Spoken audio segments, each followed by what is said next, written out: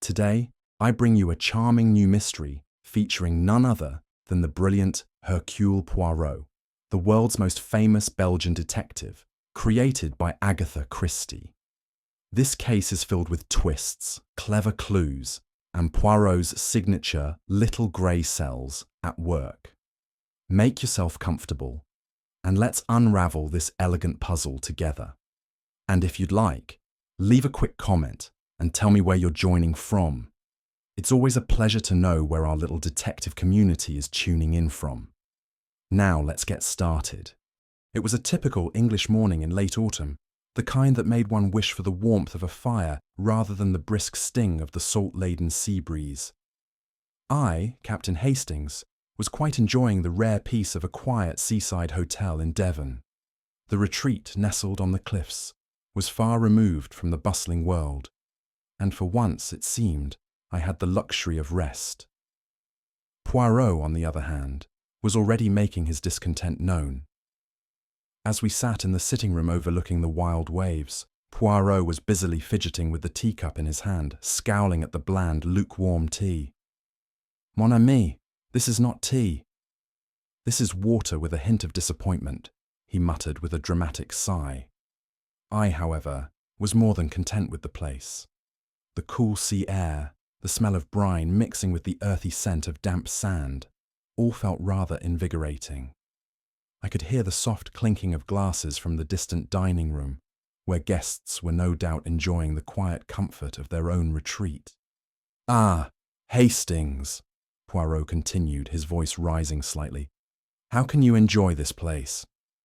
The air, it is heavy, it clings to the skin like a damp shawl, and the tea, so bland, it could put one to sleep." He gestured at his cup, as if it had personally offended him. I couldn't help but chuckle at his exaggeration. "Well, Poirot," I said, setting my cup down, "it's a change from the hustle and bustle of London, isn't it? A bit of peace." Poirot glanced out the window, his eyes narrowing as he watched the rolling sea, then turned back to me with a shrug. Yes, Hastings, perhaps. But peace without purpose is hardly worth pursuing." Our conversation was interrupted by the sharp rap of a knock on the door. A bellboy entered, holding an envelope on a silver tray. His hands were trembling slightly, as if delivering the letter were a matter of great import. "From the concierge, Monsieur Poirot," he said in a hushed tone. Poirot took the envelope with his usual precision, examining the wax seal with a raised eyebrow. It was an unusual seal, one with an insignia that seemed oddly familiar. He broke the seal and unfolded the letter with meticulous care, his eyes scanning the contents swiftly. The letter was unsigned, written in a flowing, elegant hand, and the message it contained was peculiar, to say the least. "The murder shall be committed tomorrow, and the clue lies in what happens today." Poirot's lips parted slightly as he read the words again, a small smile playing at the corners of his mouth. He looked at me then, a glimmer of intrigue in his eyes. "Well, Hastings," he began, his tone almost playful, "it seems we have been presented with a puzzle, n'est-ce pas?" I frowned, trying to make sense of the cryptic words. A murder tomorrow? And a clue today? But Poirot, this could be nothing more than some prank. Poirot held up a hand to silence me, his eyes twinkling with that all-too-familiar gleam of curiosity. "Ah, mon ami, you think, but you do not observe. Everything has meaning, even this letter. It has been delivered to me for a reason, and that reason, I believe, is to challenge my little grey cells." I crossed my arms, watching Poirot carefully as he stared at the letter in his hands, clearly deep in thought. "Poirot," I ventured cautiously, "do you really think this letter is anything more than a hoax? There's no name, no return address. For all we know, it's some ill-conceived joke from one of the guests here." Poirot's eyes, those sharp, calculating eyes of his, turned slowly to meet mine. He smiled, that slight, enigmatic smile he was so fond of. Ah, Hastings, you always wish to see the world through the simplest of lenses. But crime is rarely simple. This letter, this strange warning, it has been placed before us for a purpose. The clue is in the details, my friend. I raised an eyebrow, somewhat skeptical. Details? But, Poirot, it's just a vague warning. How can you possibly make anything of it? Poirot stood up suddenly, walking over to the window and gazing out at the sea. Mon ami, you miss the point. The smallest detail can be fatal. The fact that the letter arrives today, warning us of a crime tomorrow. There is no such thing as coincidence. No. This letter is our first clue. It is a map leading us to something far more significant. I shook my head, still unconvinced. So, you're saying that this letter means something? Poirot turned to face me, his expression now serious. Yes, Hastings, I am certain of it. We must investigate, and in doing so, we shall uncover the truth. The game has begun, and the clues, no matter how small, will lead us to the answer. I sighed, slightly resigned, but unable to deny that Poirot's conviction had a way of drawing me in, even when the situation seemed utterly nonsensical. As Poirot and I were settling into the comfort of the sitting room, discussing the day's events and the mysterious letter we had received, the door creaked open. A woman stood in the doorway, her figure framed by the soft light from the hallway. She was tall and elegant, with dark hair that cascaded in waves down her back. There was a nervous energy about her, and her eyes, wide with concern, quickly sought out Poirot. "Excuse me, Monsieur Poirot," she said, her voice trembling slightly. I am in desperate need of your help." Poirot, ever the gentleman, stood instantly, smoothing down his suit with his usual air of immaculate poise. "Madame, it is a pleasure to meet you. Please come in. You are troubled, I can see." She hesitated, stepping closer. "My name is Celia Ashkam. Her voice faltered for a moment, as if the words she wished to say were caught in her throat. "My fiancé, Roland Fielding. He's in danger, and I fear for his life. Someone has been sending him anonymous death threats."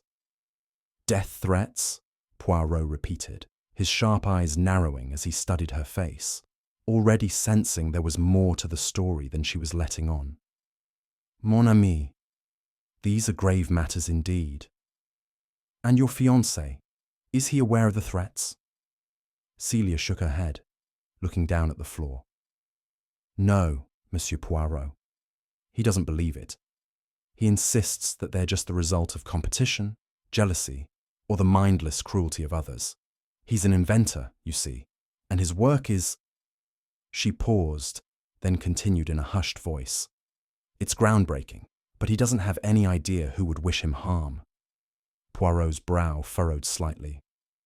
"A man with a brilliant mind, but one who does not suspect danger. Ah, this is often the case, madame. The greatest threats come from the most unexpected places." She looked at Poirot with desperation in her eyes. "Please, monsieur, I need your help. Roland doesn't believe me, and I don't know what to do." Poirot's gaze softened, though his demeanour remained calm. "You have come to the right man, madame. I shall help you. But first, I must understand, when did these threats begin?" As Celia spoke, I could see Poirot's mind already whirring with possibilities.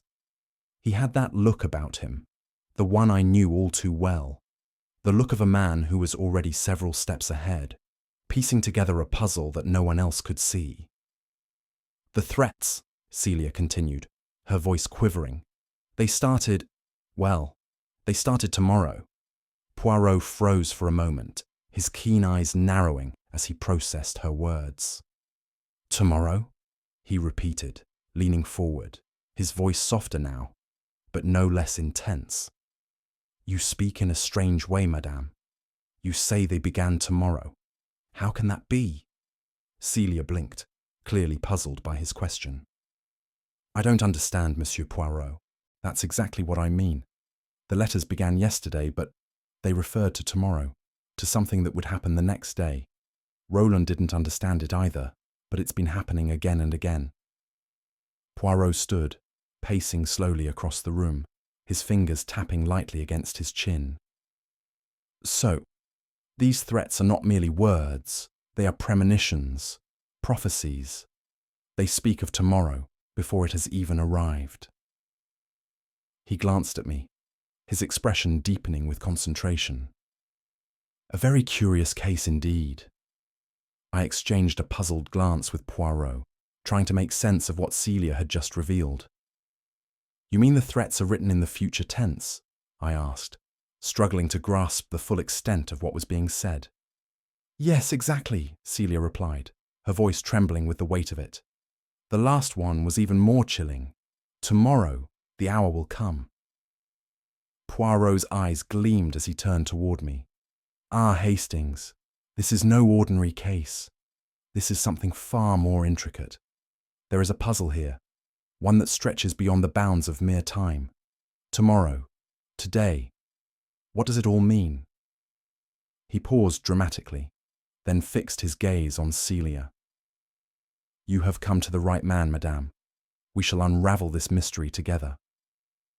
I watched as Poirot's mind worked through the complexities of the situation, and though I could not yet see the full picture, I knew that this strange puzzle would soon be solved.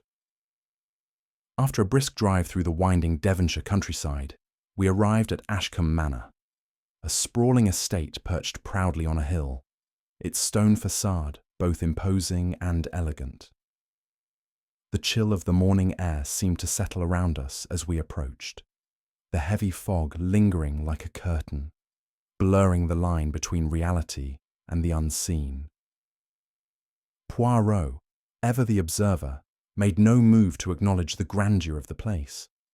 Instead, he surveyed the surroundings with a critical eye, his gaze shifting from the manicured lawns to the overgrown hedges, and then finally to the sombre weathered stone of the house itself. He stood in silence for a moment, as if absorbing some unseen tension that filled the air. Mon ami, do you feel it? He asked suddenly, turning to me with that twinkle in his eye. The air here is thick, Hastings. It is not just the fog. There is something hidden behind those walls. I had to admit that there was an odd heaviness to the place. It wasn't the kind of warmth that one expects from a grand home. It was colder, more distant, almost as if the house itself were waiting for something to happen. We were greeted at the door by a middle-aged butler, whose expression was as stony as the house itself. Monsieur Poirot, Captain Hastings, he said in a clipped voice. Your rooms are ready. Colonel Ashkam awaits you in the study. We were led through a series of dimly lit corridors, the silence of the house broken only by the soft tread of our footsteps on the worn rugs.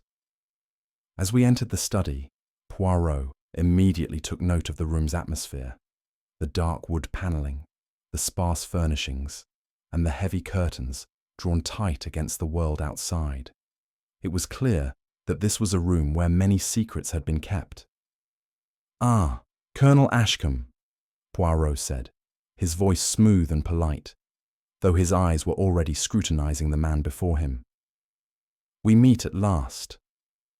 Colonel Ashkam, a tall man with a hard, angular face, rose from behind a desk piled high with papers. His handshake was firm, yet I sensed the reluctance in his manner. He did not seem pleased to have us here, though he was too well-mannered to show it overtly. Thank you for coming, Monsieur Poirot, he said, his voice gruff but polite. I have little faith in these threats, but my daughter insists upon your involvement. You'll understand her distress when you meet her. As he gestured toward the window, Poirot's gaze shifted to the fog outside. I do not believe it is just the fog that is clouding things, Colonel, he remarked cryptically. I could see the Colonel stiffen slightly, but he said nothing. His eyes flickered towards the door as if he wished to dismiss us already. Poirot, ever the expert in reading people, smiled inwardly. He knew there was much more to this house and to the Ashkam family than met the eye. I, however, was still only beginning to feel the undercurrent of tension that seemed to haunt the place. Later that afternoon, Poirot and I were ushered into a smaller, more intimate room at the Manor, where Roland Fielding, the young inventor, sat hunched over a desk covered in mechanical drawings and patent applications. He looked every bit the part of the aloof genius, his dark hair unruly, his sharp features set in a perpetual frown of concentration. As he glanced up at us, his eyes were quick to assess our presence with little more than a passing glance. "Ah, Monsieur Poirot," he said, his voice carrying a dismissive tone. "I presume you're here about these threats my fiancée insists are of concern. Ridiculous, really. Simply the work of some jealous competitor or idle malcontents." Poirot studied him for a moment, the slight shift in his demeanour not going unnoticed.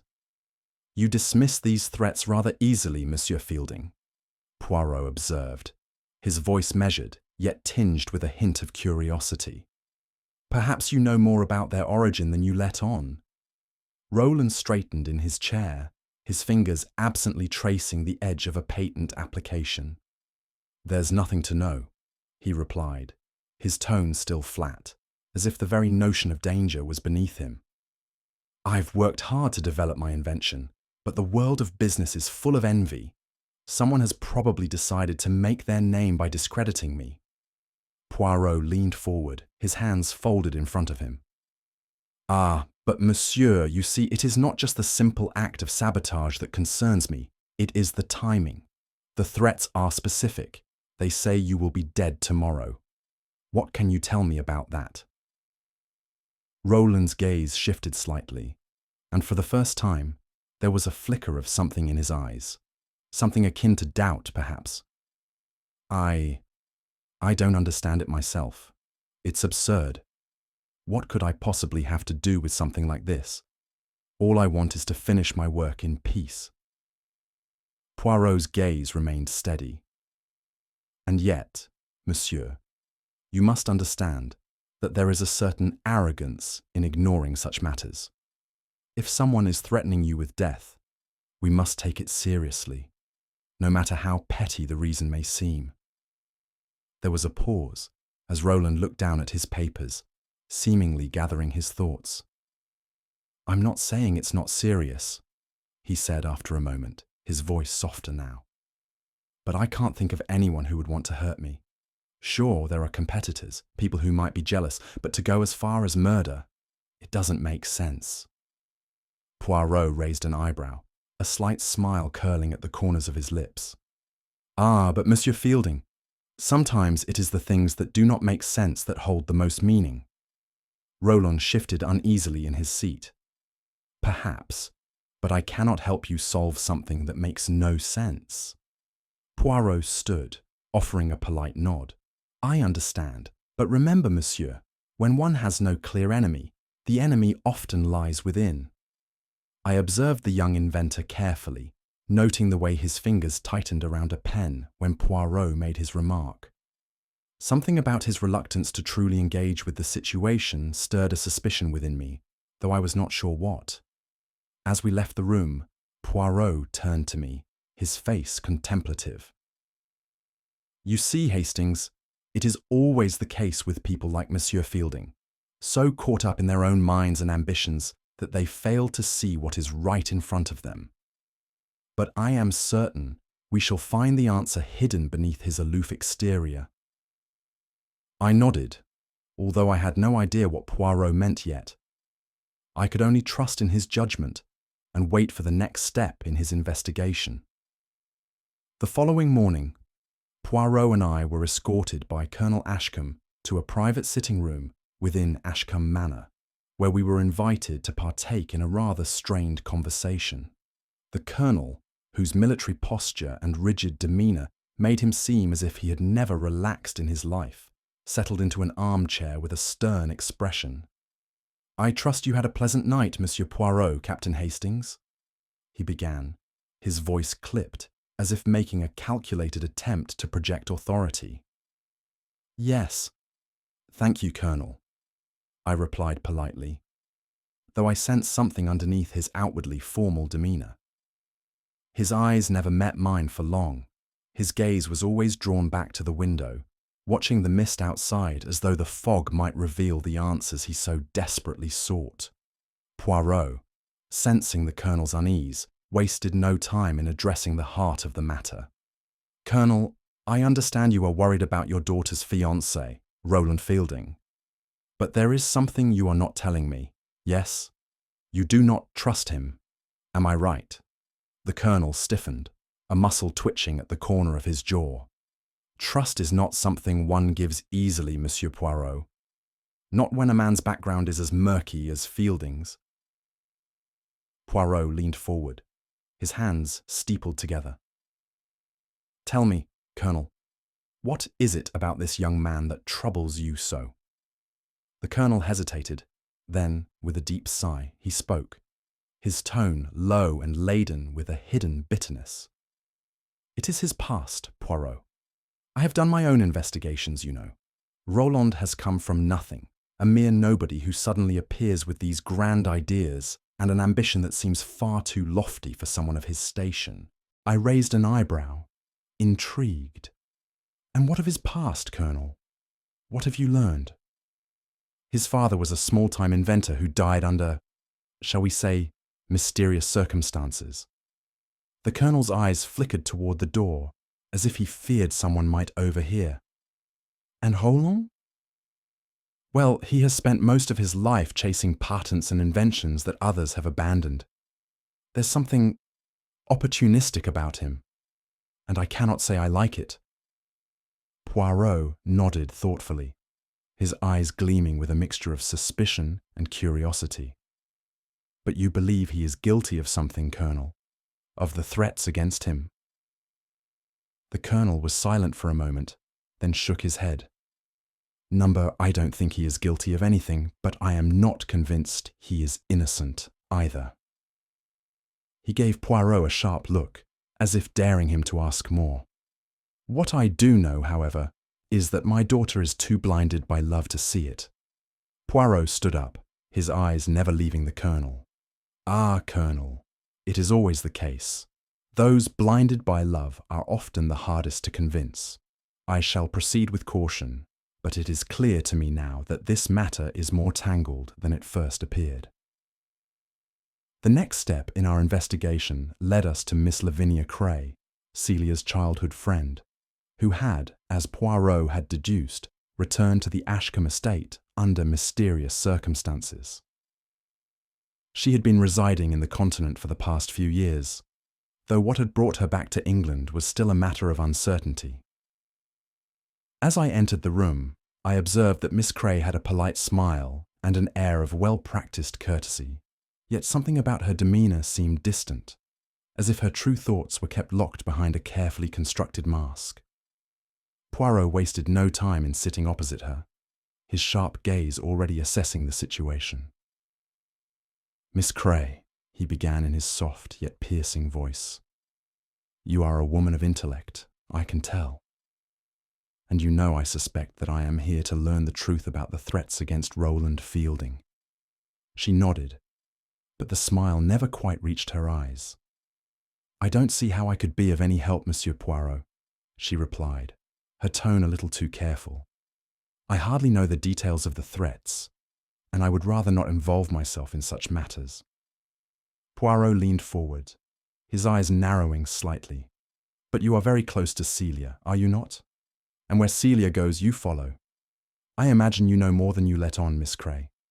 And if you are hiding something, it will come to light." Her hands clasped tightly in her lap, and she avoided his gaze. There is nothing to tell. I came back because of Celia. She is my dear friend, and when I heard about what was happening with Roland, I knew I had to be here to support her." Poirot studied her quietly for a moment, then smiled, a thin smile that conveyed far more than he let on. "I see, Miss Cray. You support your friend. But what of your relationship with Mr. Fielding? Surely you have some insight there." Lavinia's eyes flickered, and I could see a flash of something, resentment, longing, before she regained her composure. I have nothing against Roland, she replied, her voice steady.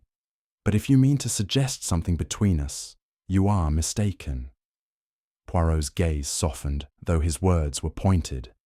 Ah, but you are a woman of deep feeling, Miss Cray, and sometimes deep feelings can cloud one's judgment, cannot they? Lavinia looked away, as if grappling with the weight of his words. I have no reason to dislike Roland, she repeated, her tone more brittle now. But I cannot deny that he has changed. He is not the same man he once was. Poirot nodded slowly, then stood up. I believe we have much more to discuss, Miss Cray, and you will, I am sure, help us uncover the truth, whether you know it or not. The final interview of the day brought us to Mr. Felix Marsh, the suave financier and business partner of Roland Fielding. I must admit I was not entirely taken by his charm. Though he was polished and well-spoken, there was an air of calculation about him that suggested his smooth demeanour hid a sharp mind that was not easily fooled. Felix greeted us in the drawing-room, offering us drinks and sitting with an ease that made him seem both approachable and aloof at the same time. Ah, Monsieur Poirot, Captain Hastings, he said with a smile that never quite reached his eyes. I trust your visit to Ashkam Manor has been enjoyable. Poirot accepted a drink with his customary grace, though he wasted no time in getting to the heart of the matter. Mr. Marsh, you are familiar with the threats against Mr. Fielding, are you not? Felix's smile faltered for just a moment before he recovered. Of course. But as I've said, I do not take such things seriously. People in business often face rumours and threats. It's part of the game. Poirot's eyes sharpened. And yet, Monsieur Marsh, you were quite concerned about these threats when they began. Was this not so? A man of your expertise would surely recognize the seriousness of these matters. Felix chuckled lightly, but there was no warmth in the sound. Ah, Poirot, you flatter me. I have seen many things in my time, but I am not one to panic. I believe this is merely a passing storm. Poirot continued, undeterred. You were with Mr. Fielding the night of the last threat, were you not? Felix nodded, then paused. Yes, but I have an alibi. I was with a colleague. You may ask him. Poirot tilted his head, as if weighing his next words carefully. And this alibi, this letter from your colleague, is it something I can verify? Felix hesitated for a brief moment before nodding. Of course. The letter is at my office. It is the only proof I have. I trust it will satisfy you, Monsieur Poirot.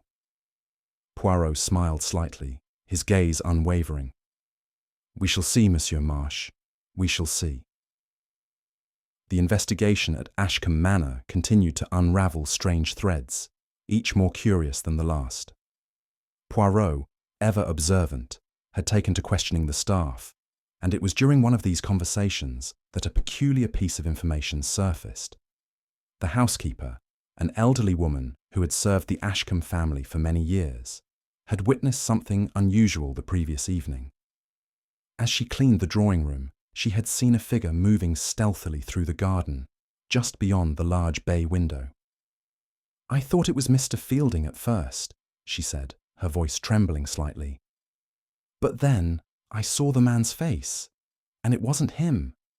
It was someone else, someone I didn't recognize. Poirot's eyes narrowed, his fingers drumming lightly on his chin as he listened. Aha, but you did not see this person clearly, madame.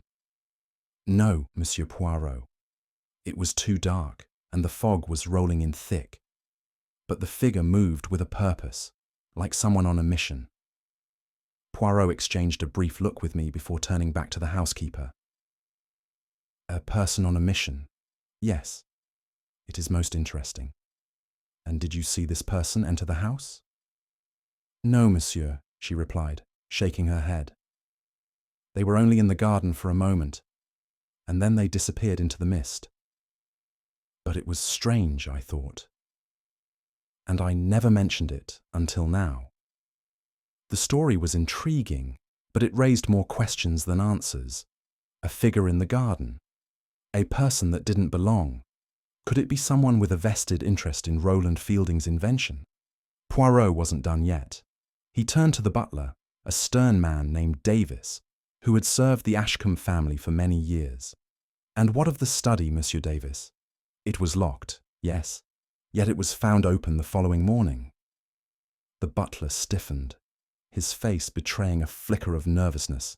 "Yes, Monsieur Poirot, it was locked. Master Fielding has always been very careful about keeping it secure. But when I went to check on him this morning, it was unlocked. Everything was as it had been the night before, but I couldn't explain how the door was open." Poirot's expression remained impassive, though his mind was clearly working. He gave a slight nod. "Very well. We shall investigate this matter further, no doubt. For now, we must consider the possibility that someone has gained access to places they should not have." I could sense Poirot's growing suspicion, but he was careful not to reveal too much. The pieces of the puzzle were beginning to fit together, but the picture was still unclear. That evening, as the manor settled into an eerie silence, the household was shaken by an unexpected event. Roland Fielding, the very man we were investigating, was found unconscious in his study, barely clinging to life. He had been poisoned. The discovery came through the frantic calls of the housekeeper, who had entered the study to find Roland, slumped over his desk, his face pale and his breath shallow. A sense of dread hung in the air as the servants and Colonel Ashkam rushed to his side. Poirot, I, and a few of the others arrived at the study to find Roland still unconscious. His breathing laboured. His face was ashen and his lips were blue, a clear sign of poisoning. "What was the poison?" I asked, my voice strained with concern as I knelt beside Roland.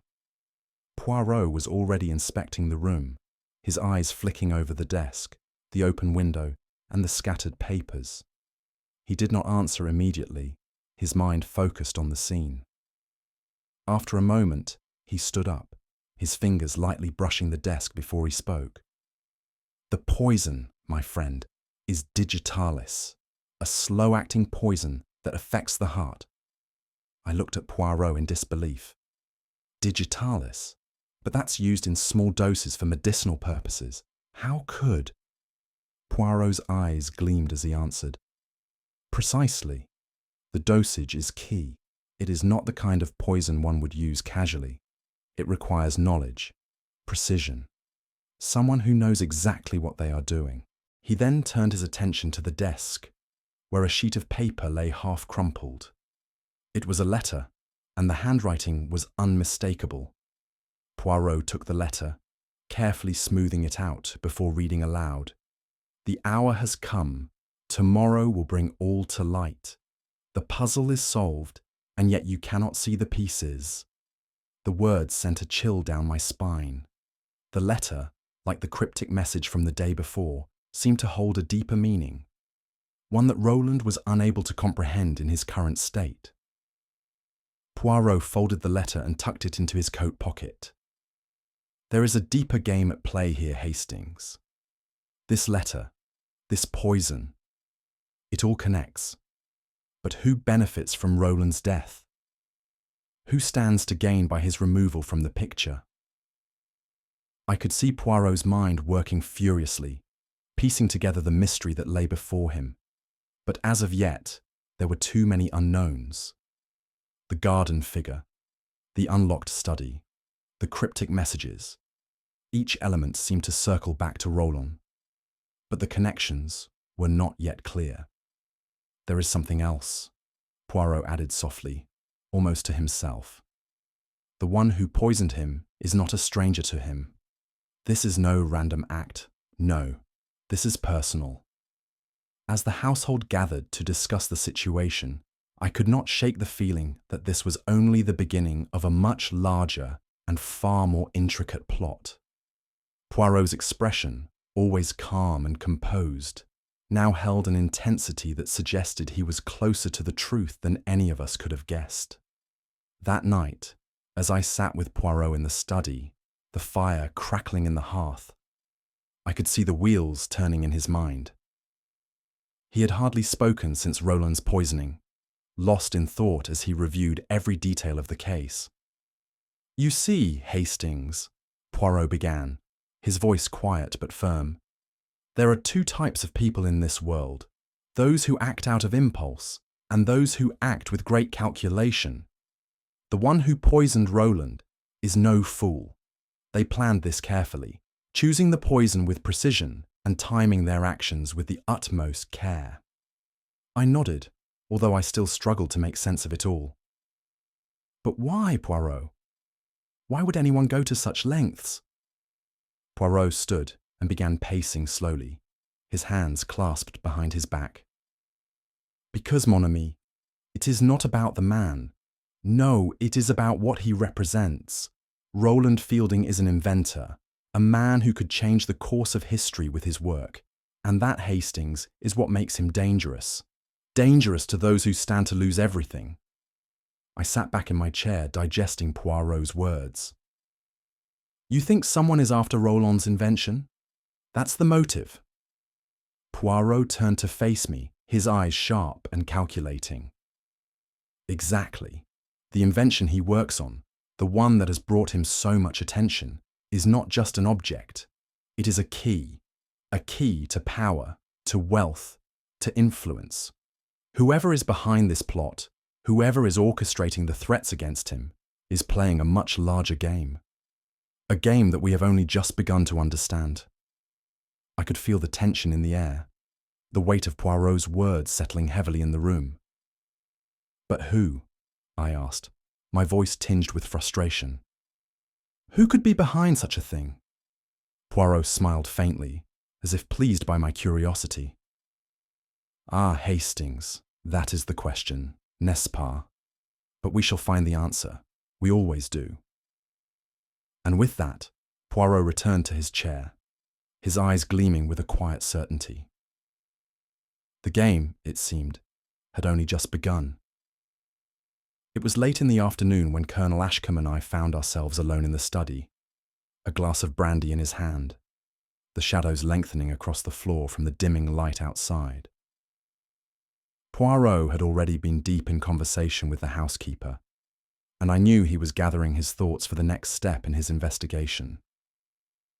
I, on the other hand, sat quietly, watching the Colonel, whose rigid demeanour had softened ever so slightly, perhaps due to the privacy he now enjoyed.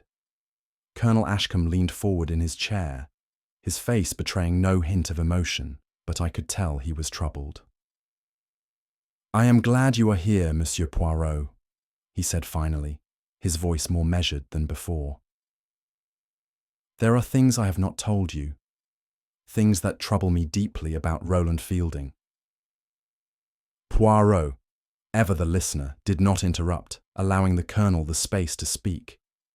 He seemed to sense that something significant was coming. Ashkam took a deep breath before continuing, his gaze drifting toward the window, as if seeking the courage to speak. "You see, Poirot, Roland's background is not what it seems. I've had my doubts from the start, and now, with the threats and the growing tension around his invention, my suspicions have only deepened." "Ah, Colonel, you speak of Roland's past." Poirot's voice was soft, yet sharp. "What exactly concerns you about this young man's history?" The Colonel looked directly at Poirot, his eyes narrowing. "Roland's father was an inventor, yes, but he died under strange circumstances. I've heard whispers, stories of financial ruin and a sudden disappearance. Some say he was involved in questionable dealings. I've wondered if Roland truly inherited his father's talent, or if his invention is stolen from someone else." Poirot leaned forward, his eyes keenly focused. "You believe he may not be the true creator of this invention?" Ashkam's face was grave. "I am not sure, Poirot. I've seen the sketches he shows off, but they don't match the works of a man of his caliber. There's something off about the whole thing.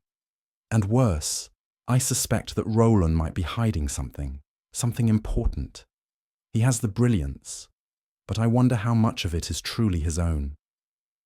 Poirot nodded slowly, his fingers tapping lightly on the armrest. "You see, Colonel, you are not alone in your doubts.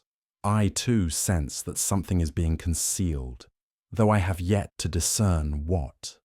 But remember, the truth often lies in the most unexpected places, and we must look beyond the surface to uncover what is hidden." I watched as the Colonel seemed to relax, as if Poirot's words had provided a measure of relief. He sat back in his chair, still troubled but less tense. "I trust you, Poirot," Ashkam said, his voice softening. "I know you will get to the bottom of this. Whatever happens, my daughter's safety comes first." Poirot smiled reassuringly. "I shall find the truth, Colonel. You have my word. But remember, suspicion clouds judgment. We must be careful how we proceed." As we left the study, Poirot's demeanour seemed unchanged, but I could see the wheels of his mind turning, analysing the Colonel's words. He was, as always, many steps ahead. The following day, Poirot and I sat down with Miss Lavinia Cray, Celia Ashkam's childhood friend. Lavinia, an elegant woman with a poised demeanour, had been a fixture at Ashkam Manor for as long as Celia. However, there was a certain coolness to her manner, an emotional distance that I could not help but notice. As Poirot began to speak with her, I sensed a subtle undercurrent of tension, though Lavinia's smile remained polite and controlled. "Miss Cray, you are a woman of intellect," Poirot began, his voice smooth and respectful. "You must have observed the events surrounding Roland Fielding closely, his work, his threats. I trust you have some insight into this matter." Lavinia, whose beauty was clear yet distant, seemed to take a moment before responding. She leaned back in her chair, her eyes slightly downcast. "I have known Roland for many years, Monsieur Poirot," she said slowly, her voice steady but tinged with a hint of melancholy. "He is a complicated man. I have no doubt that someone would want to harm him, but I cannot fathom why." Poirot's gaze sharpened. "And you, Miss Cray? What of your relationship with Mr. Fielding? Is there anything you can tell me about him that might shed light on this situation?" Lavinia's eyes flickered for just a moment before she composed herself. "What you ask is not simple, Monsieur Poirot. She paused, as if carefully choosing her words. "I once loved Roland, but he did not return my feelings. He was always so consumed with his work, his inventions. And when I learned that he had become engaged to Celia, I felt betrayed." Poirot leaned forward, his gaze softening. "You loved him, but he did not love you in return. That I understand. A painful thing, yes. But I ask you, Miss Cray, did this betrayal cause you to feel anger toward him? Would you wish him harm?" Lavinia's lips tightened, and she looked away. "No, Monsieur Poirot. I would never harm Roland. I cannot deny that I was hurt, but I would never wish him dead. My feelings for him have faded long ago." Poirot studied her closely, his expression thoughtful. "Ah yes, the heart. It is a strange thing, is it not, Miss Cray? But the heart does not lie. Only we do, when we wish to protect ourselves from the truth." Lavinia's eyes flickered with something. Was it fear? Regret? She stood up abruptly. "I have nothing more to add, Monsieur Poirot. I've told you everything I know." Poirot nodded, still calm but his eyes intense. "Very well, Miss Cray. But remember this. The truth is not always what we want to hear." As we left the room, I couldn't help but wonder about the subtle signs I had seen in Lavinia's reaction. Poirot had caught something beneath her calm exterior. But what? The final interview of the day was with Mr. Felix Marsh, Roland's business partner and financier. Felix was an elegant man, his suit impeccably tailored, his every word carefully measured.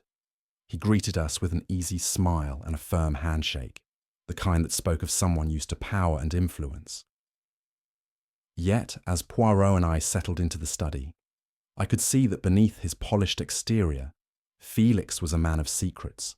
"Ah, Monsieur Poirot, Captain Hastings," he said, settling into the chair opposite us. "I trust you are enjoying your time at Ashkam Manor. I must admit, it's a rather beautiful spot for a retreat." Poirot offered a polite smile, though I could tell he wasn't here to discuss the estate's beauty. "Yes, Monsieur Marsh, a beautiful spot indeed.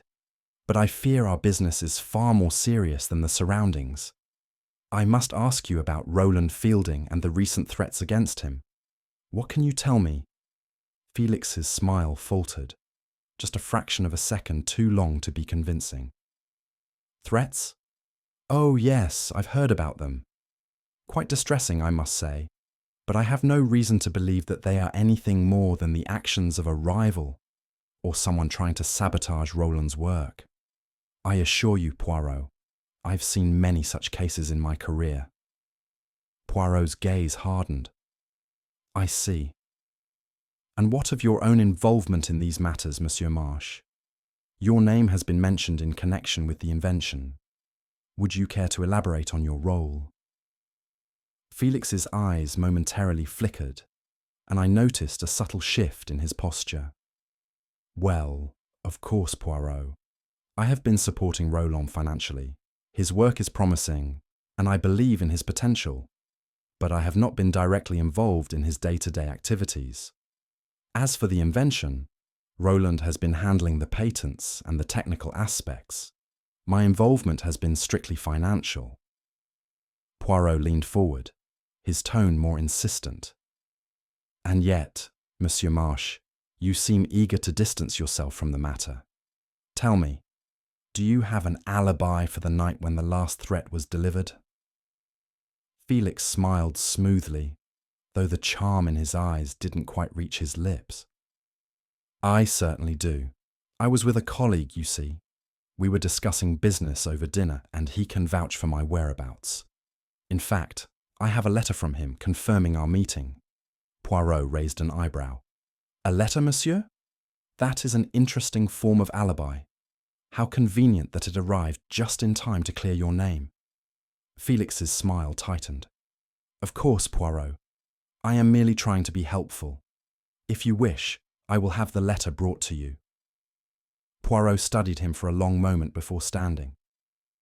"I believe we are done here for now, Monsieur Marsh. But remember, the smallest detail can often reveal the biggest truth." Felix's expression never wavered, but I could tell that Poirot had planted a seed of doubt in his mind. There was something not quite right about his carefully constructed facade.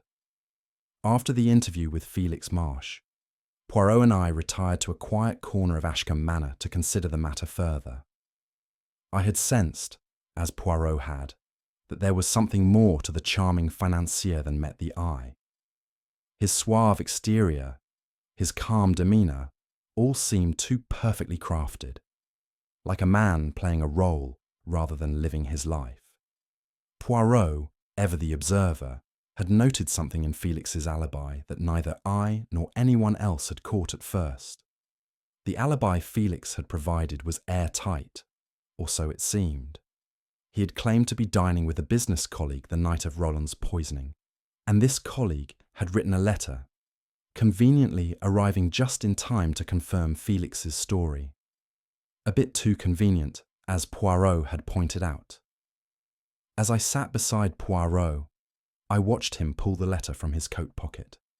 He studied it carefully, turning the paper in his hands with the precision of a jeweller examining a rare gem.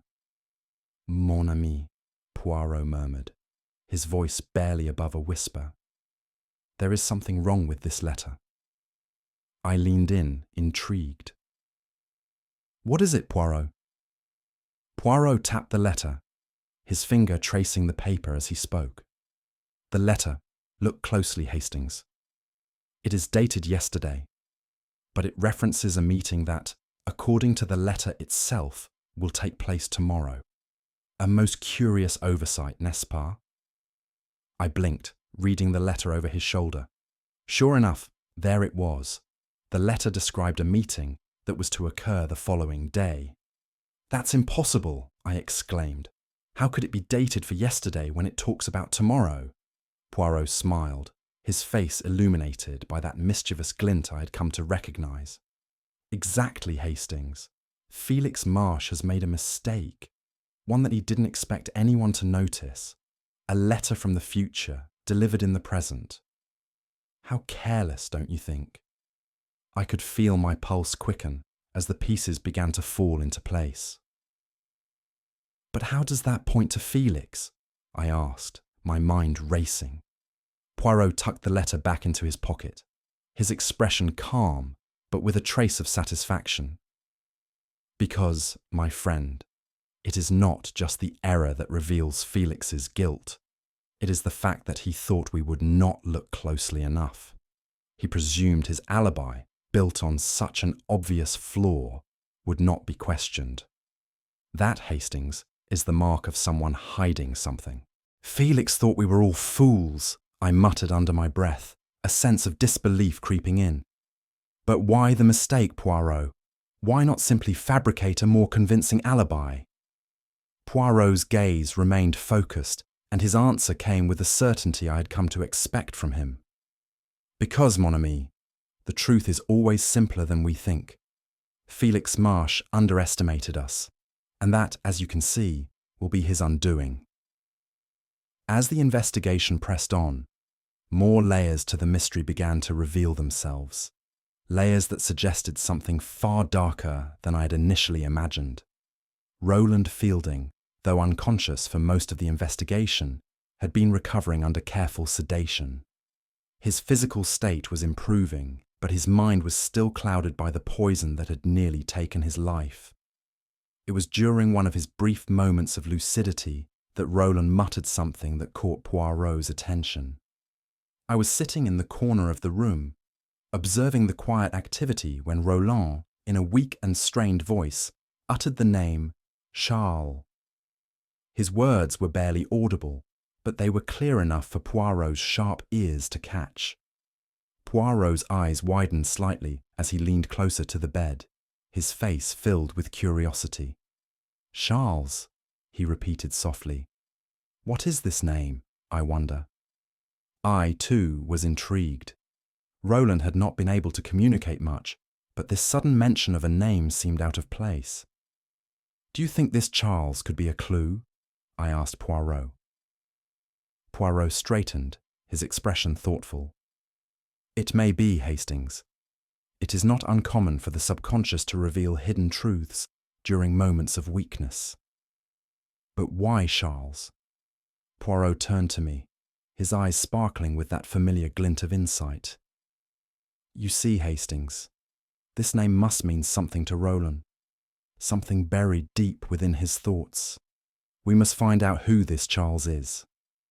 Later that day, Poirot's investigation led him to Lavinia Cray's room.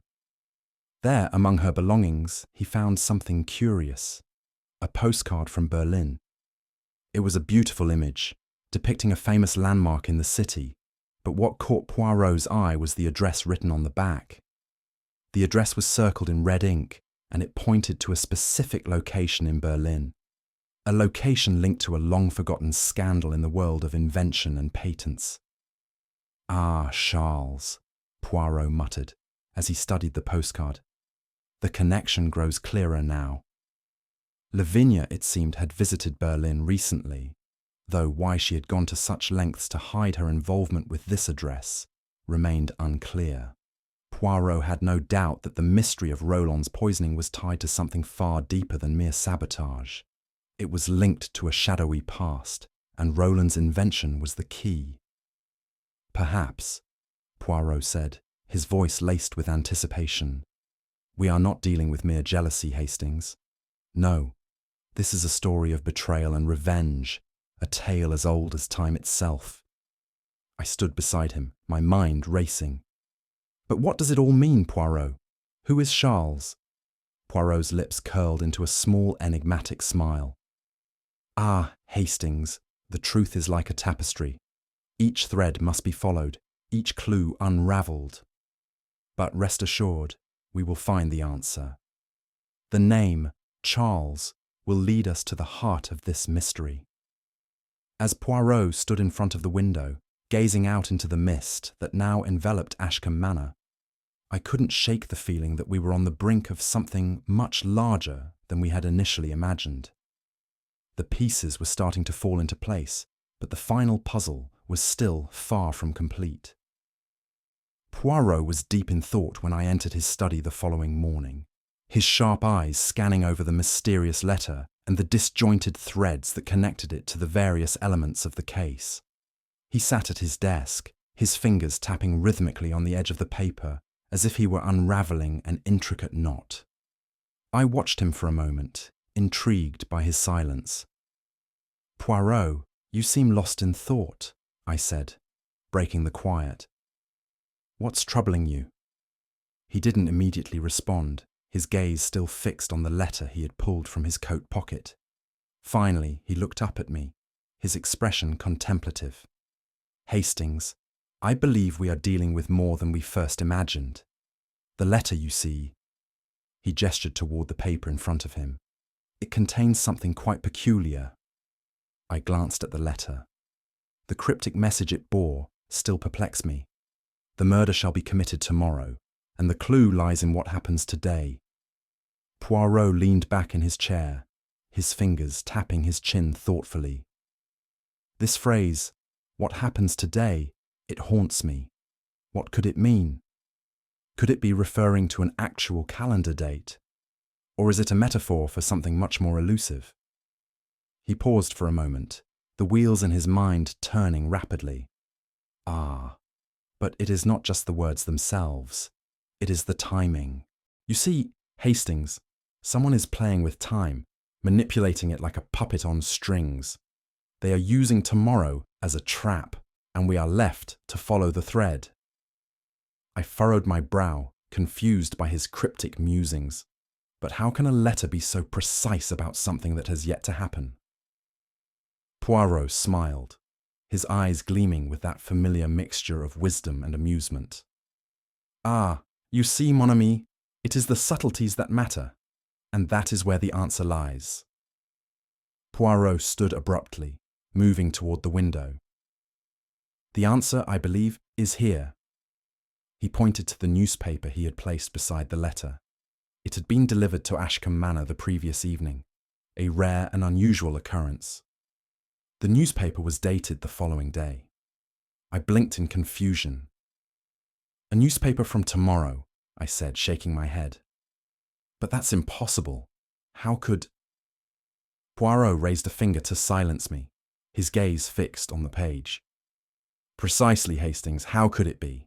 And yet here it is, a newspaper dated tomorrow, delivered today." My mind raced as the implications of this small detail began to sink in. "You mean someone had arranged for this newspaper to be delivered early, deliberately creating confusion?" Poirot nodded, his face serious.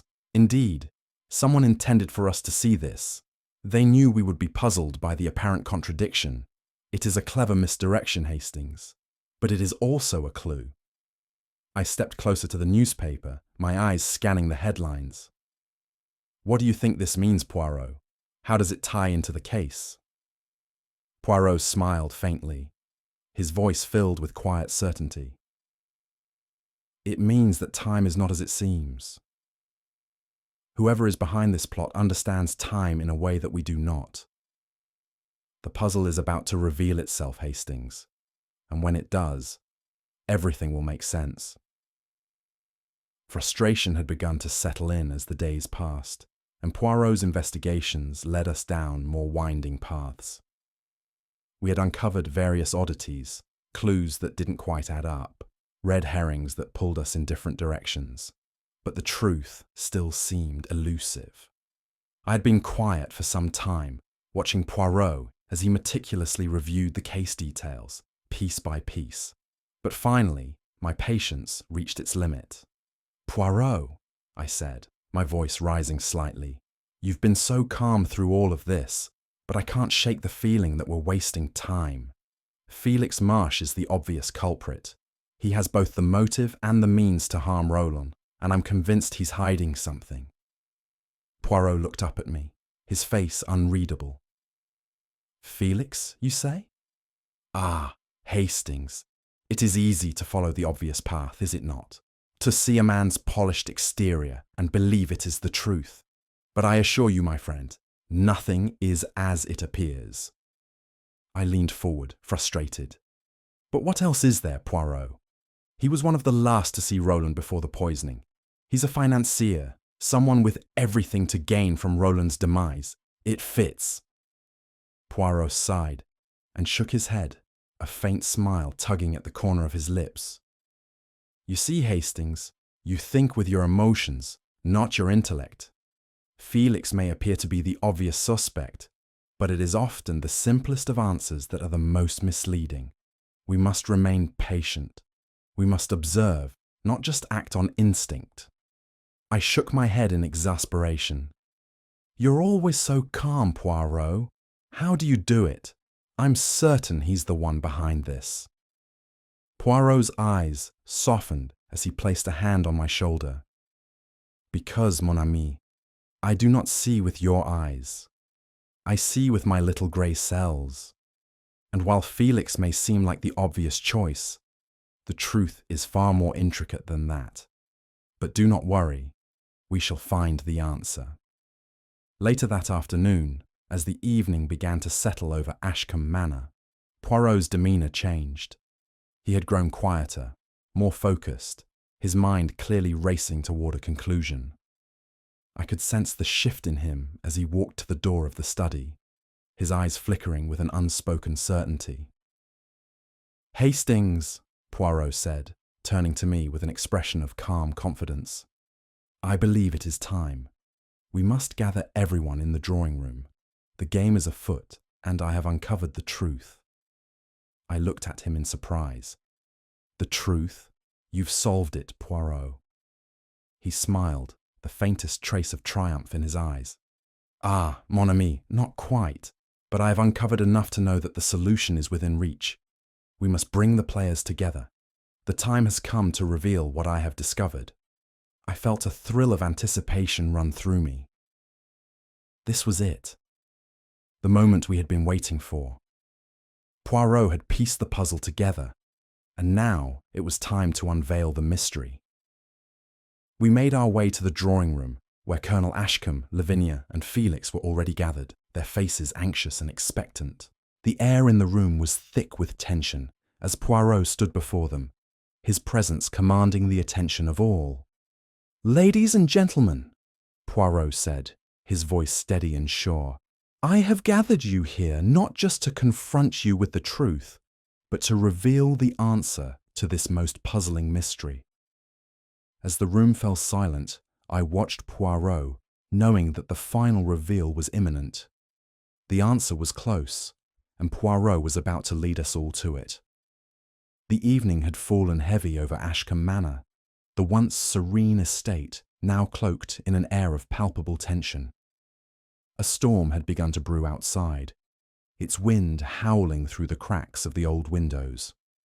The trees bent and groaned in the gale, their shadows stretching eerily across the dimly lit hallways. Inside, the drawing room was no better lit. The flickering light from a single candle on the mantelpiece cast long shadows against the walls, making the room feel even more oppressive. I couldn't help but feel a sense of unease as I stood beside Poirot, watching the others as they slowly gathered in the room. Colonel Ashkam, Lavinia Cray, and Felix Marsh. Each of them entered with an air of uncertainty, their faces betraying the nervousness that gripped them. It was clear that none of them knew what Poirot had uncovered, and I could see the tension building in their eyes. Poirot, as always, remained the picture of calm. His sharp gaze flicked between the gathered suspects, his presence unyielding yet composed. The contrast between his serene demeanour and the palpable discomfort of the others was striking.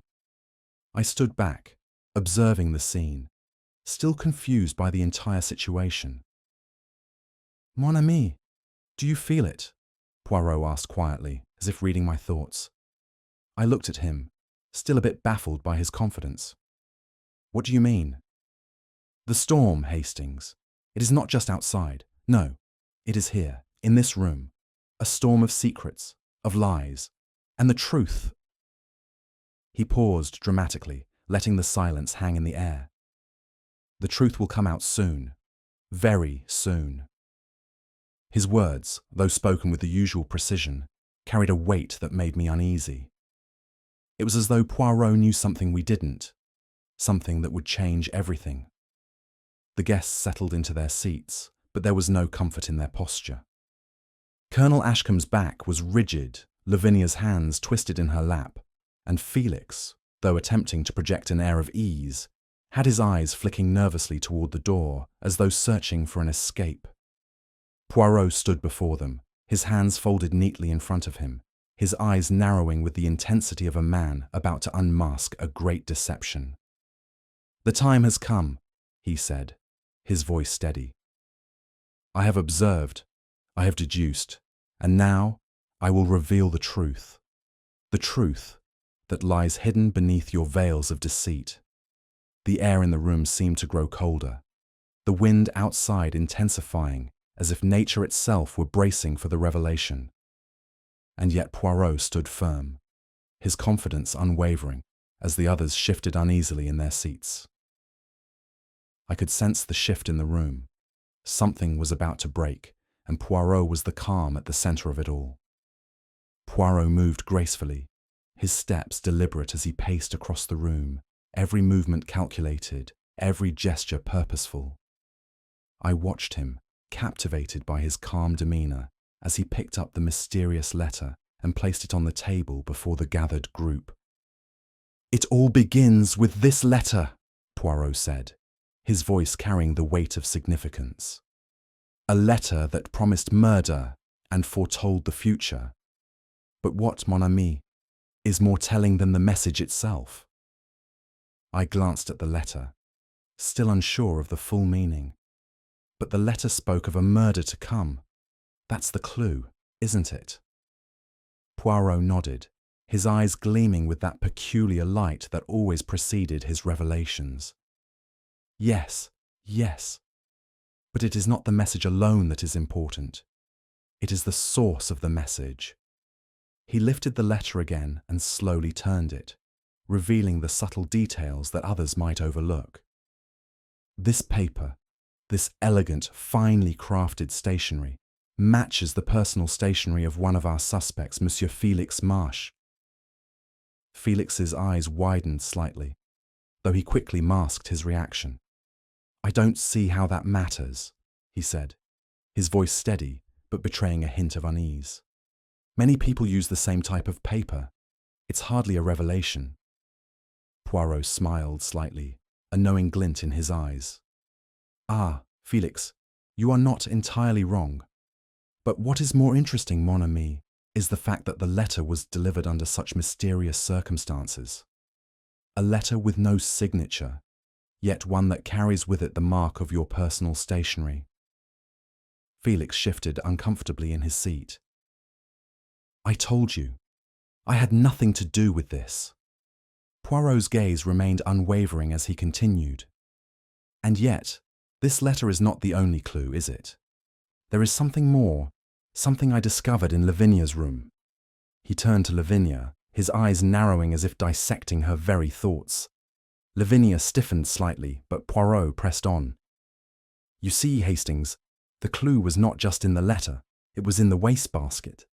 Poirot paused for effect, ensuring all eyes were on him. "In that wastebasket, I found a newspaper dated tomorrow." I could hear a collective gasp from the others. I, too, was taken aback. The implications were startling. "A newspaper from tomorrow," I repeated, unable to conceal my disbelief. "But that's impossible." "Ah, Hastings, that is what you think," Poirot said with a smile. "It was a subtle detail, but it was there, staring us in the face. A newspaper delivered ahead of its time, on a date that should not have been possible, and it was found in none other than Miss Cray's room." Lavinia looked caught off guard, her face momentarily betraying a flash of fear. She quickly masked it, but Poirot had already seen. Lavinia, my dear, what does this tell us? What does it tell you? Lavinia hesitated, her hands wringing in her lap as she looked down at the floor. She said nothing at first, but Poirot's unwavering gaze seemed to draw the words from her. I don't know what you're suggesting, she said quietly, though her voice lacked the conviction she surely hoped to project. Poirot smiled gently, though the smile held a sharpness to it.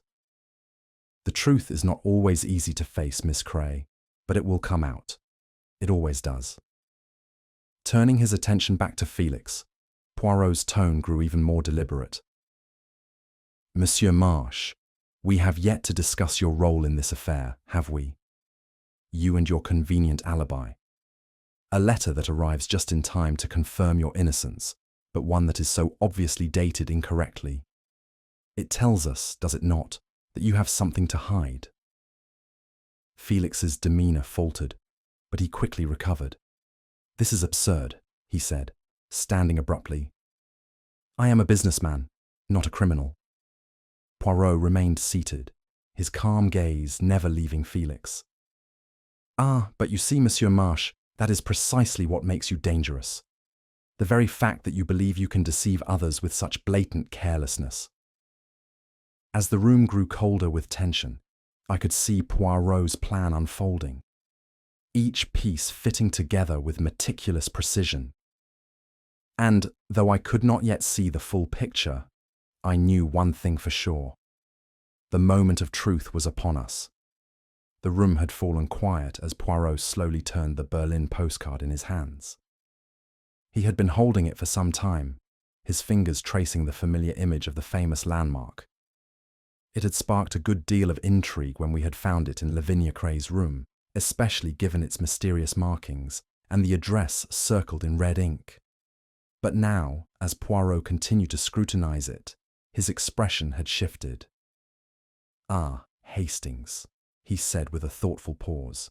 You see, this postcard, it is not what we thought it was. His voice was calm, yet filled with the quiet certainty of a man who had just unraveled a crucial part of the puzzle. I watched him carefully, still unsure of where he was going with this. Not what we thought, I repeated, leaning forward in my chair. You mean it wasn't related to the invention or Roland's work? Poirot shook his head with a smile that barely touched his lips. No. This is the nature of the misdirection. It was never about the invention, Hastings. It was about the person, about Lavinia and her feelings. I raised an eyebrow, intrigued. Lavinia? But how does this postcard connect to her? Poirot's eyes softened, his gaze never leaving the postcard. You see, mon ami, Lavinia had a past with Roland, and though she might not have admitted it, she loved him once. But love, as we know, is not always returned, and that heartbreak, it seems, took its toll on her. This postcard, it was not meant to deceive us about the invention. No, it was a keepsake, a relic of a time when Lavinia had been close to Roland.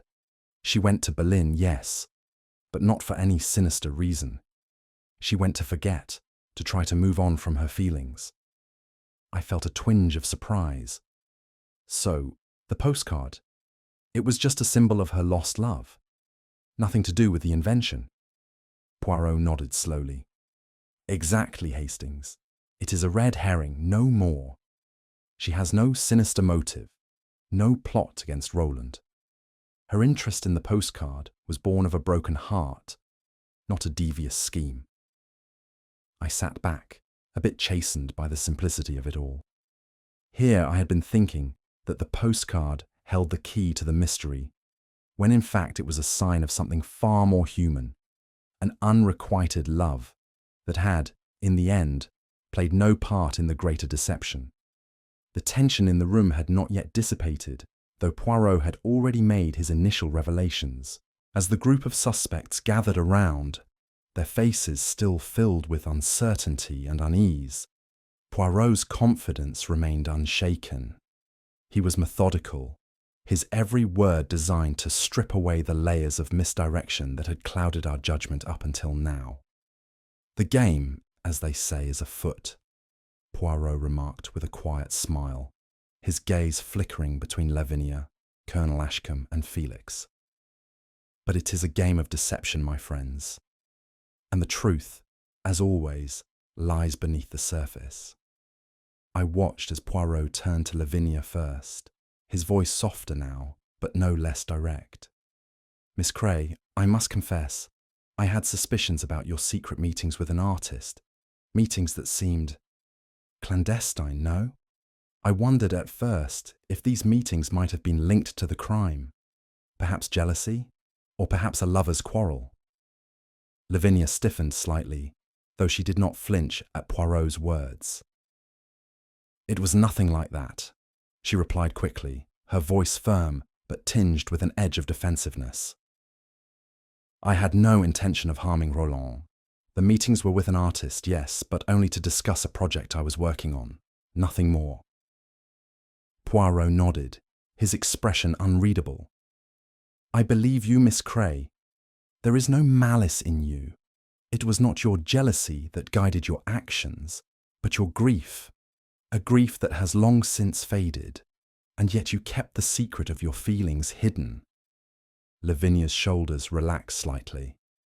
She had been under the assumption that Poirot had believed her a suspect, but it was clear now that he had seen the truth. Her meetings with the artist were simply a distraction, a diversion for herself to cope with the past. Poirot then turned to Colonel Ashkam, his tone shifting slightly. Colonel, you too have your suspicions about the invention, have you not?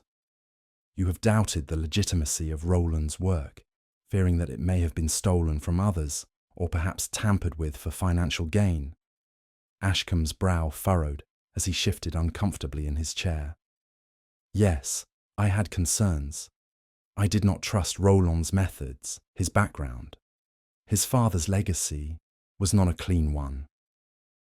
Poirot smiled softly, his eyes glinting with a quiet understanding. Ah, Colonel. You see, your suspicions were misplaced. Roland's invention was not the issue here. His past, though troubled, has no bearing on the crime we are investigating. The invention is legitimate. It is the person behind the crime that we must look at, not the creation. The Colonel seemed to deflate slightly, the weight of his suspicion falling away. He nodded slowly. You are right, Poirot. I allowed my fears to cloud my judgment. I apologize for that. Poirot's gaze shifted to Felix, who had been unusually quiet during the conversation.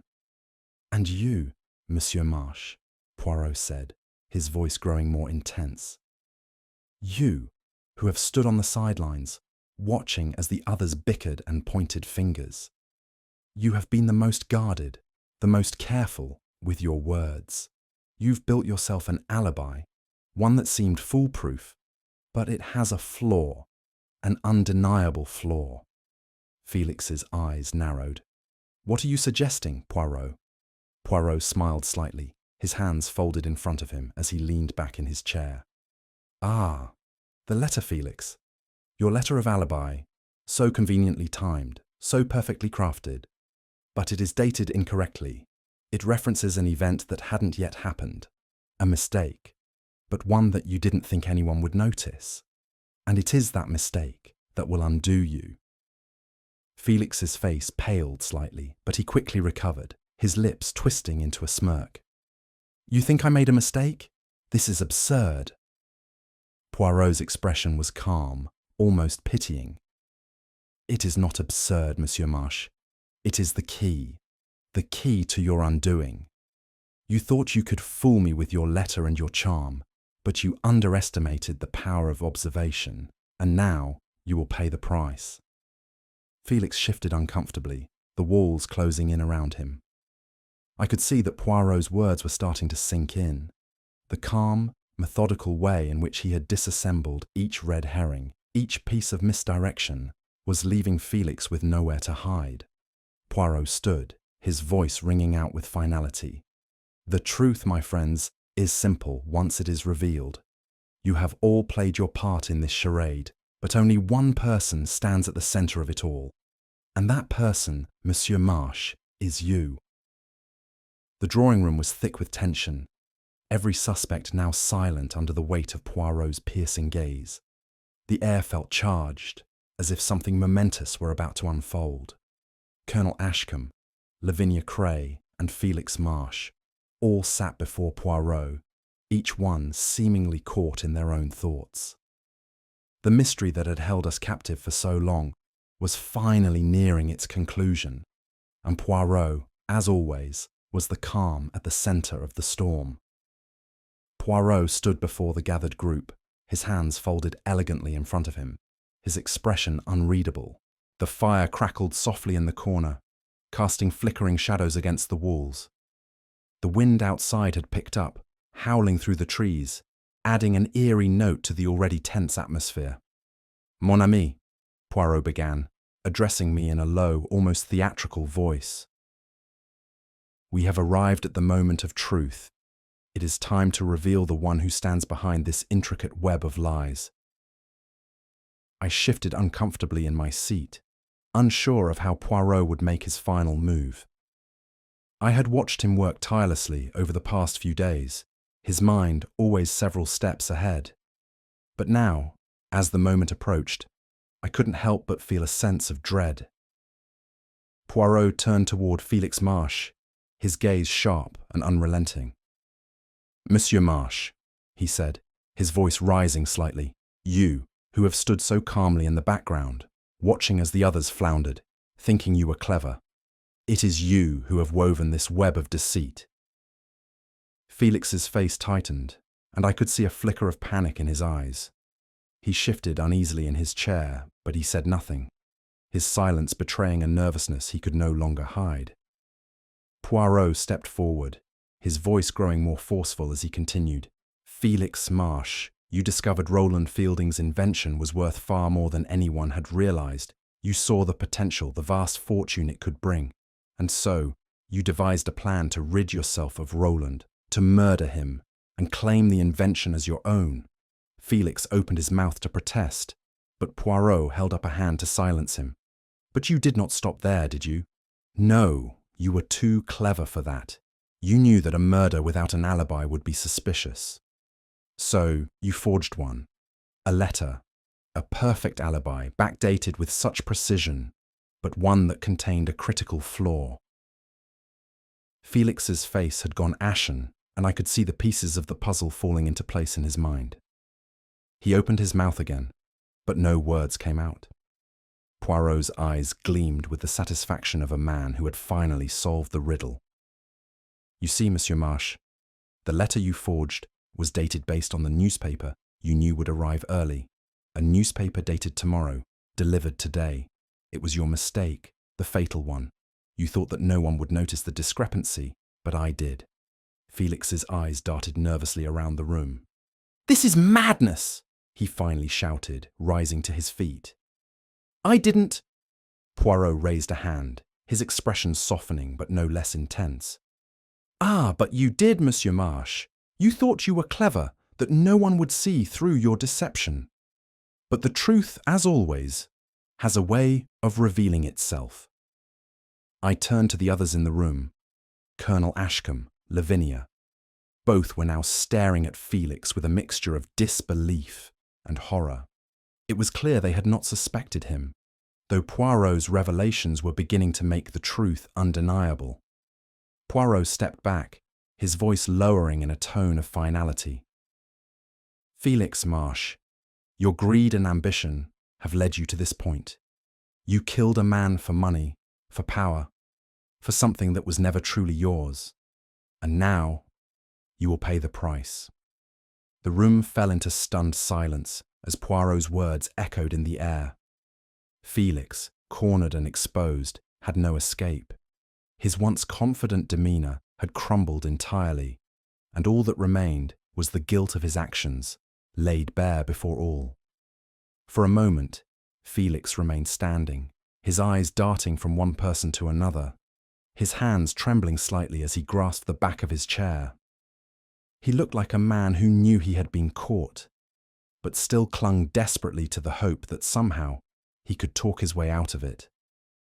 Poirot, as always, remained composed.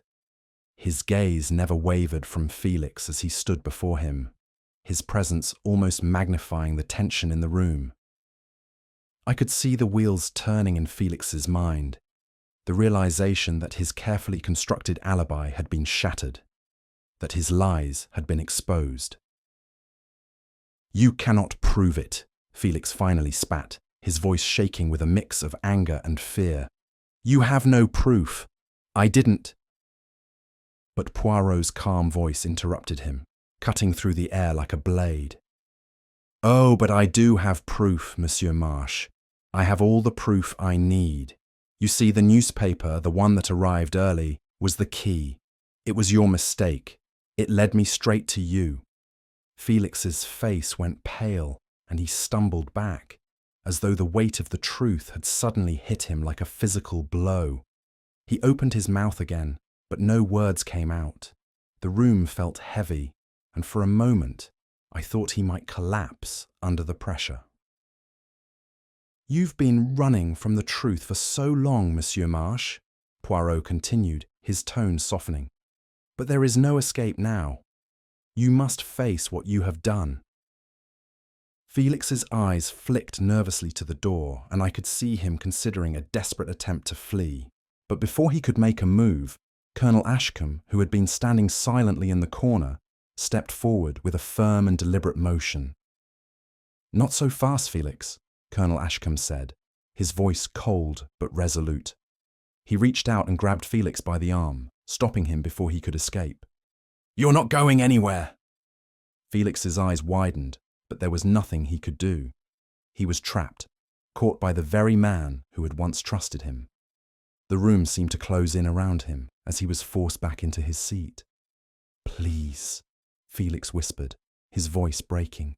"Please, don't do this. You don't understand. I had to do it. I needed the money, the success. Roland's invention. It could change everything." Poirot's face softened slightly, but his voice remained firm. "You are a man of ambition, Monsieur Marsh. But that ambition blinded you. You saw an opportunity to take something that was not yours, and you took it by force. You killed Roland, but in the end, it was your own downfall that you created." Felix lowered his head, his shoulders shaking with the weight of his confession. "I didn't mean for it to go this far," he whispered. "I thought I could control it. I thought I could get away with it." Poirot nodded, his voice growing softer. "The temptation of wealth and power, it clouds the judgment. But now, Monsieur Marsh, you must face the consequences of your actions." Felix sat there, defeated, his eyes staring blankly at the floor. It was over. The truth had finally caught up with him, and there was no escaping it. The room was silent for a long moment. Colonel Ashkam stood beside Felix, his face grim but resolute. Lavinia, still in shock, said nothing, her expression a mix of sadness and disbelief. Poirot turned toward the group, his gaze sweeping over them one last time. "The truth has been revealed," he said, his voice calm but final. "Justice will take its course, and the web of lies that ensnared you all will finally be unraveled." As Poirot's words hung in the air, the storm outside seemed to die down, the wind subsiding into a calm that mirrored the resolution of the case. It was over. The mystery had been solved. And in the end, it was not just the invention that had been the prize, but the truth that had triumphed over deception. The air in the drawing room was thick with a strange, unspoken tension as Felix Marsh sat there, defeated and stunned. The storm that had raged outside seemed to have finally died down, as if the very heavens had conspired to give us a moment of calm before the final act. The constable, a stout and no-nonsense man, entered the room with a brisk step, his eyes trained on Felix as he approached. Felix, sitting with his shoulders slumped, looked up as the constable moved toward him. "Mr. Marsh," the constable said, his voice firm but respectful, "you are under arrest for the attempted murder of Mr. Roland Fielding." You will come with me now." Felix's face drained of colour, but he made no attempt to flee. The finality of the moment seemed to settle on him like a heavy weight. He rose slowly, his eyes flicking between Poirot and the others. But there was no escape now. His carefully constructed alibi, his feigned innocence, it had all crumbled to dust. I watched as the constable led him from the room, the door closing behind them with a quiet click. The tension that had gripped Ashkam Manor for so long seemed to lift with the arrest, leaving an almost eerie stillness in its wake. Poirot, ever the composed figure, nodded slightly as if acknowledging the inevitable conclusion. He turned to me and gave a small, satisfied smile. "The storm, Hastings, has passed, but Roland's future remains uncertain." I nodded, still processing the full weight of what had just occurred. Roland was recovering from his near-fatal poisoning, but the shadow of his ordeal would likely linger long after he had healed physically. The mystery was over. Felix Marsh, the man behind the murder attempt, was now in custody, but the ripples of his actions would undoubtedly affect everyone involved for a long time. As the room settled into a quiet aftershock, Poirot turned his attention to the group of us who had been witnesses to the unraveling of the mystery. With Felix Marsh's arrest now complete, the moment of revelation had finally arrived. Poirot's voice broke the silence. "You see, mon ami, when one solves a case, it is not always the grand gestures or dramatic confrontations that lead to the truth. No, it is the smallest of details, those that seem insignificant at first, that hold the key." I looked at him in confusion, still marvelling at his ability to uncover the truth so calmly. "The smallest details," I echoed. "What do you mean, Poirot?" Poirot smiled slightly, his eyes gleaming. "Ah, Hastings, you see, Felix Marsh thought himself very clever. He crafted an alibi that appeared perfect. A letter delivered just in time, confirming his whereabouts the night of the poisoning. It was so carefully executed that no one would question it." I leaned forward, intrigued. "But you saw through it?" "Of course," Poirot replied, his voice low and measured. "It was the letter that gave him away, mon ami. A letter backdated to a day when it should not have existed. It was based on the early delivery of a newspaper, one dated tomorrow, but delivered today. A simple mistake, Hastings, one that Felix thought he could get away with." I blinked, the realization dawning on me. A letter forged with a mistake so obvious. But how did you know to look for it? Poirot's smile widened. "The timing, Hastings. The letter arrived just before Roland's poisoning. And the date. It was the only clue I needed. You see, when a person tries to cover their tracks too carefully, they leave an opening, a gap in the story. Felix Marsh made a mistake in thinking that no one would notice the discrepancy. And that, my friend, was his undoing." Poirot's gaze swept over the room, his words clear and concise. "This case, it was not about physical evidence or dramatic confessions. It was about psychology. It was about understanding the minds of those who thought they could outsmart me. But as always, it is the mind that betrays them." The room fell into a quiet reverence as Poirot's words settled into the air. The mystery had been solved, not by the physical clues that we had found, but by Poirot's ability to read the minds and actions of those involved. The smallest detail, an accidental newspaper delivery, had unravelled the entire plot. As Poirot concluded his explanation, I sat there, still struggling to grasp the full extent of his deductions. I had been in the thick of it, following Poirot's every step. Yet even now I found myself in awe of his method. I turned to him, unable to hide my astonishment. "Poirot," I said, shaking my head in disbelief. "I still don't understand. How did you know it was Felix all along? He seemed like the least likely suspect." Poirot turned to me, his eyes filled with a mixture of amusement and warmth.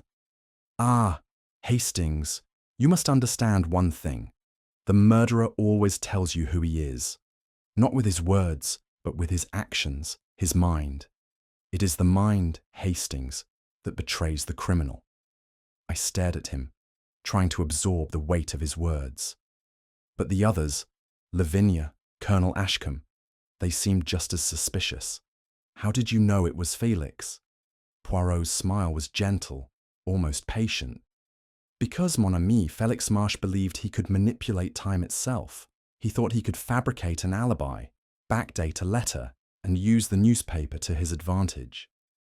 He underestimated me, Hastings. He thought I would look at the obvious clues, but I looked deeper.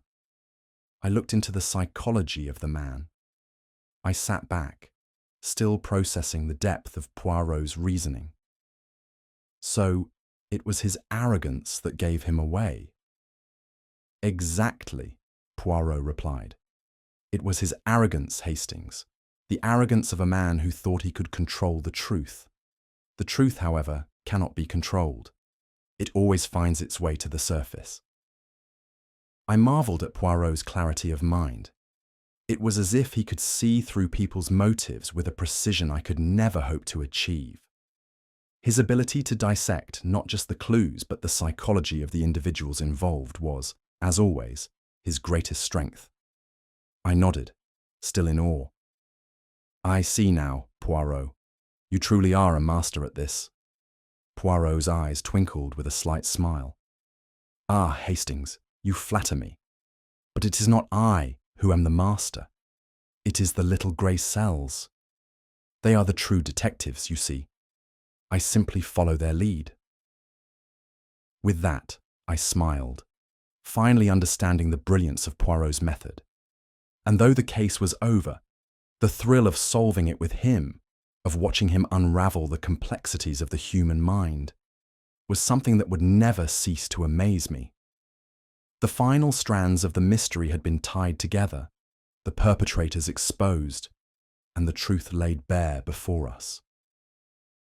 As I stood beside Poirot, watching Felix Marsh being escorted away, I couldn't help but feel the weight of the situation. The storm outside had finally passed, but in my mind, a new storm was brewing, one that lingered long after the events had unfolded. Poirot, however, seemed remarkably unperturbed. As he turned back to face the others, his expression unreadable, I couldn't help but wonder what had been going through his mind throughout the investigation. There was always more than met the eye with him. Mon ami, Poirot said, his voice calm but filled with a certain gravity.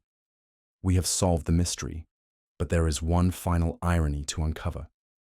I raised an eyebrow, intrigued. Irony, Poirot? What do you mean? Poirot smiled faintly, his hands clasped behind his back as he began to pace slowly. You see, Roland's invention, the very object that Felix Marsh thought would bring him riches, the thing he was willing to kill for, was not, after all, the golden ticket he believed it to be. I blinked in surprise. What are you talking about? The invention was going to change everything.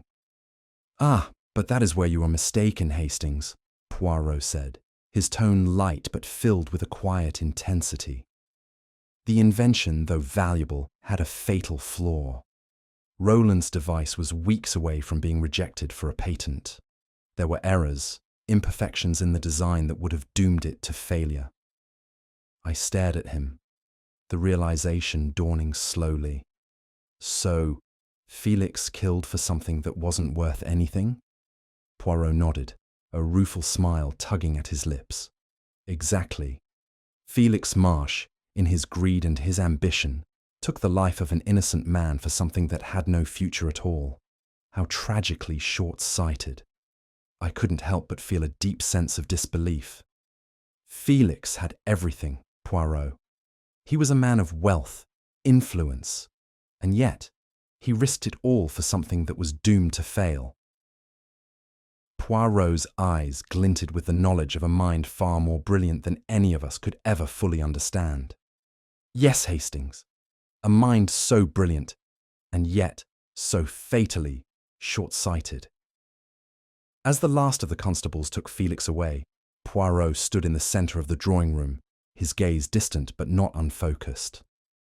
The storm had passed, but the weight of the case, the consequences of Felix's actions, hung heavily in the air. I watched him carefully, still processing everything that had happened, and waited for him to speak. Finally, Poirot turned toward me, his face still as composed as ever, but there was a faint sadness in his eyes. "It is, as always, a tragedy, Hastings. A man of such intellect, such promise, brought low by his own greed. But the true tragedy lies not in the crime itself, but in its futility." I nodded slowly, still grappling with the full scope of the situation. Felix had everything, and yet he threw it all away for nothing. Poirot smiled faintly, almost as if amused by my simple observation. "Ah, mon ami, that is the crux of it. A mind so brilliant, and yet so fatally short-sighted. Ah, c'est la vie." I stood there for a moment, absorbing Poirot's words. They lingered in the air like a quiet echo, a reminder that the greatest tragedies in life were often those created by our own hands. Greed, ambition, and pride. These were the forces that had led to Felix's undoing. As Poirot turned to leave, I found myself reflecting on the strange futility of it all. Felix had thought he could control the future, but in the end, it was the present that had come crashing down on him, and as always, Poirot had been the one to see the truth that lay beneath the surface. As the investigation concluded, and Felix Marsh was escorted away in handcuffs, the room fell into a heavy silence, the kind that often follows a revelation too great to absorb all at once. Poirot, as always, was the calm centre of it all. The man who had pieced together the scattered fragments of a puzzle and revealed the shocking truth hidden beneath layers of deceit and misdirection. "You see, Hastings," Poirot said, his voice carrying the weight of a lesson learned, "the greatest danger lies not in the mystery itself, but in the minds of those who think they can control it." Felix Marsh believed he could manipulate time, fabricate an alibi, and fool everyone. But in the end, it was his own short-sightedness, the same arrogance that drove him to commit murder, that brought about his downfall. I nodded, still processing the events. Greed, ambition, and a brilliant mind wasted, it's always the same. Poirot gave a small, knowing smile. "Ah, mon ami, that is the tragedy of it. The cleverest of minds can be blinded by the very thing they believe will save them." And there, in his calm, deliberate tone, was the lesson of the case. The truth always comes to light, no matter how carefully it is concealed. Whether through a small, overlooked detail, or the simplest of human failings, like greed or pride, the truth cannot be hidden forever. Poirot's method, his little grey cells, always find a way to expose it. Now, let me ask you, what do you think was the biggest clue that exposed the murderer in this case? Was it the early newspaper, the forged letter, or perhaps the psychological insight into Felix's character? We'd love to hear your thoughts. Leave a comment below and let us know your theories. If you enjoyed this Hercule Poirot mystery, don't forget to like, share, and subscribe. Your support helps us bring more thrilling detective stories to life every day. Stay tuned. More captivating Poirot mysteries are coming soon, and you won't want to miss the next one. Thank you for watching, and we look forward to solving more puzzles with you.